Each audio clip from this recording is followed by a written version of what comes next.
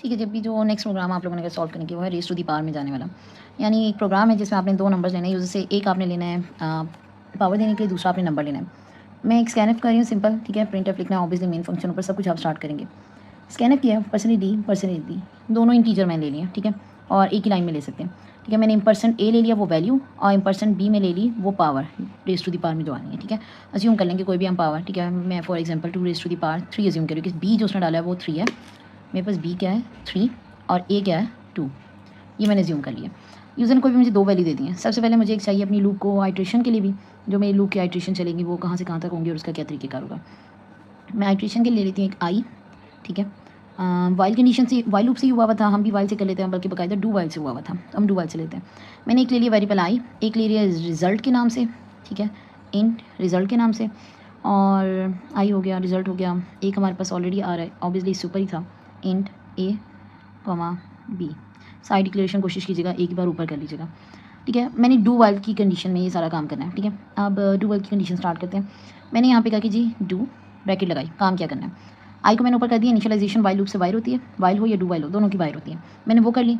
Result को भी already 1 ही दे देते क्योंकि आपने जब इसमें डेटा स्टोर करना है तो गार्बेज वैल्यू नहीं आनी चाहिए। अगर मल्टीप्लिकेशन में आएगा तो रिजल्ट में 1 होना ज़रूरी है, अगर सम ले रहे हैं तो उसमें 0 रखेंगे, ठीक है।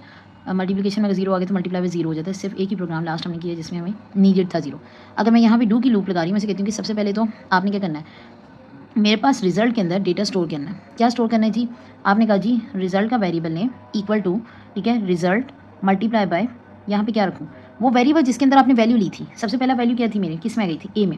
अब ए के अंदर वैल्यू जो भी होगी वो मेरे रिजल्ट से मल्टीप्लाई होगी। रिजल्ट की जो रेंज है रेज टू दी पावर वो 1 जाएगी, फिर 2 जाएगी, फिर 3 जाएगी। अच्छा मुझे लूप के लिए कुछ लगाना है, तो वाइल लूप, डू वाइल है तो वाइल एंड पे आएगी कंडीशन। मैंने वाइल की कंडीशन ये लगा रही हूँ कि जब तक हमारा वेरिएबल, अब एक तो हमने लिया इटरेशन के लिए, ठीक है, एक रिजल्ट के लिए, अब ये आई आ जाता है यहाँ पे। मैं चेक कर लो कि जब तक I less than equal to हमारे बी के रहता है, बी क्या था वो पावर पे जो जा रहा है, ठीक है, पावर में जो भी नंबर आया वो बी में पड़ा है। तो मैंने कहा जब तक I less than equal to B रहता है तो लूप चलाते रहना। अब मुझे ऑब्वियसली इसका इंक्रीमेंट भी लेना है। इंक्रीमेंट कैसे लेना है, हर बार I equal to I plus 1 ले लें या आई प्लस प्लस ले लें, जैसे भी। मैं इसकी वैल्यू को बार बार इसमें स्टोर करना चाहती हूँ तो अपडेटेड रहेगी। ये मेरी डू वाइल लूप बन गई, ठीक है। अभी मैं सिर्फ इतनी सी लूप लिख रही हूँ ताकि हमें एट द एंड पता लगे कि रिजल्ट कैसे आ रहा है। कोई और वेरिएबल नहीं पड़ा, उसके अकॉर्डिंग देखेंगे। ड्राई रन करते हैं। अज्यूम किया था 2 ए में आया और बी में हमारे पास क्या आया है 3। आपने डू वाइल लूप स्टार्ट किया है, रिजल्ट में 1 पड़ा है, आई 1 से स्टार्ट हो रहा है आइट्रेशन के लिए। रिजल्ट में इस वक्त पड़ा है 1 क्योंकि मुझे मल्टीप्लाई करके आंसर स्टोर करना था। 1 को मल्टीप्लाई करना है, ए में पड़ा है इस वक्त 2, यूज़र ने जो डाला था। 2 इंटू 1 क्या आंसर आ जाएगा, रिजल्ट में आ गया 2। आई की वैल्यू पहले से क्या थी 1, अब प्लस 1 हो गया तो आई की वैल्यू हो चुकी है 2। समझ आ गई। 2 कहाँ से आया, मैंने अज्यूम किया हुआ है कि यूज़र ने मुझे जो इनपुट दिया है वो ए में क्या दिया है 2 दिया है, बी में दी हुई है 3। अभी बी को इस्तेमाल नहीं करी मैं, ठीक है, बी को बेसिकली आइट्रेशन के थ्रू कंट्रोल करूँगी। मैंने कह दिया ए में मेरा पड़ा है 2, ठीक है। रिजल्ट में मैंने आई से 1 से इनिशियलाइजेशन की थी, ठीक है, आई को भी 1 से इनिशियलाइज किया हुआ था। रिजल्ट में 1 पड़ा है, 2 इंटू 1 आंसर आ गया रिजल्ट के अंदर 2। अब मैंने आई में 1 पढ़ा था, उसका इंक्रीमेंट किया तो आई की वैल्यू भी होगी 2। आइट्रेशन पूरी करनी थी। डू में कंडीशन बाद में टेस्ट होती है। अब मैं कंडीशन को चेक करूँगी। आई में पड़ा है 2, क्या 2 less than equal to B है, बी में क्या पड़ा हुआ है, हमने जो सपोज किया था 3, तो इसका मतलब है काम हो गया। कंडीशन ओके, मैं वापस जाऊँगी, दोबारा से इसको रन करूँगी। रिजल्ट में लास्ट अपडेटेड क्या सेव हुआ था 2, रिजल्ट में लास्ट अपडेटेड क्या सेव हुआ था 2, तो रिजल्ट में 2 है, ए में क्या पड़ा हुआ है 2, 2 इंटू 2 आंसर क्या हो गया, अब रिजल्ट में अपडेट हो गया, आंसर क्या हो गया 4। फिर आई में आए, आई में पहले से क्या पड़ा है, लास्ट टाइम जब हमने चेक किया तो 2 हमने कर दिया था अपडेटेड, 2 में 1 प्लस कर लें आंसर आ गया 3। आई में लास्ट अपडेट होगी 3, रिजल्ट के अंदर है 4।